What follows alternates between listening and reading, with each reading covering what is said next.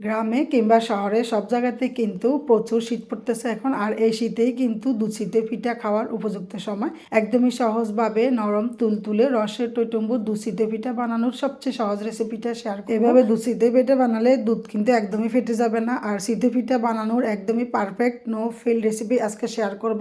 যারা জীবনে একবারও শীতের পিঠা বানাতে পারেন নাই তারাও কিন্তু রেসিপিটা দেখে পারফেক্ট শীতের পিঠা বানাতে পারবেন। শীতের পিঠা বানানোর জন্য এখানে আমি ভেজা আতপ চালের গুঁড়া নিয়েছি 3 কাপ। এরপর দিয়ে দিচ্ছি কুসুম গরম পানি, হাতে সহনীয় এই ধরনের পানি এখানে ব্যবহার করতে হবে। দিয়ে খুব ভালো করে মেখে এরপর মিশ্রণটা তৈরি করে 2 ঘন্টার জন্য রেস্টে রাখবো।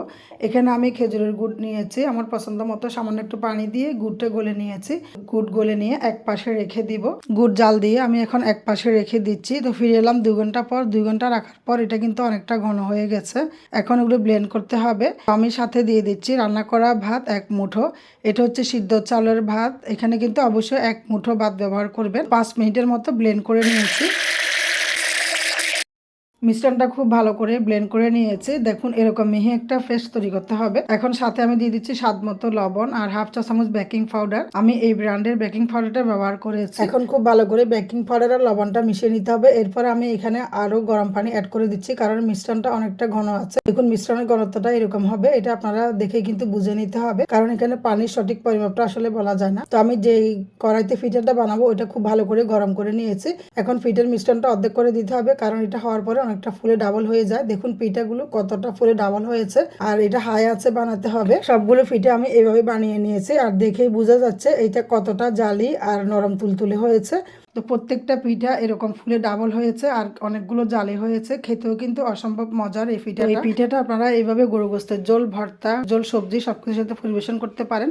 আমি যেহেতু আজকে দুধ শীতের পিঠা বানাবো সেজন্য চুলায় আগে থেকে 1 লিটার দুধ গরম করে নিয়েছি। সাথে এখন 2 টেবিল চামচ গুঁড়া দুধ ব্যবহার করে খুব ভালো করে মিশিয়ে দিচ্ছি। নারকেল দিয়ে দিচ্ছি হাফ কাপের মতো।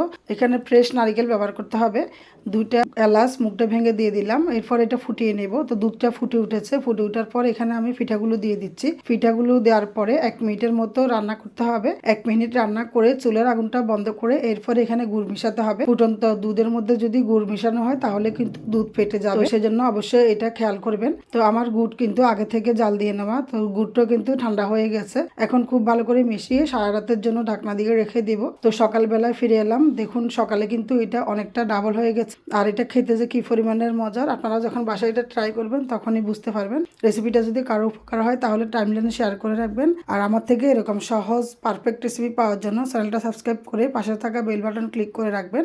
সবাই অনেক বেশি ভালো থাকবেন। আজকের মতো বিদায় নিচ্ছি। আল্লাহ হাফেজ।